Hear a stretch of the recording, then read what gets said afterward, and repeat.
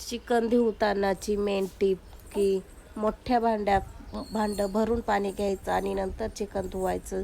1 ते 2 पाण्यात चिकन व्यवस्थित धुवून होतं. नंतर त्यात हळद, मीठ, मिरची सगळं व्यवस्थित मिक्स करून बाजूला अर्धा तास ठेवून द्यायचं. नंतर उमायला घातल्यानंतर लगेच झाकण ठेवायचं वरतून आणि पाणी टाकायचं, म्हणजे चिकनला स्वतःच्या अंगचं पाणी सुटतं. वरून पाणी टाकायची गरज लागत नाही. नंतर मसाल्यासाठी घेतलाय कांदा, खोबरं, लसूण, अद्रक, 2 हिरव्या मिरच्या, थोडीशी कोथिंबीर आणि थोडेसे धने आणि त्या सर्वांची मी पेस्ट करून घेतली.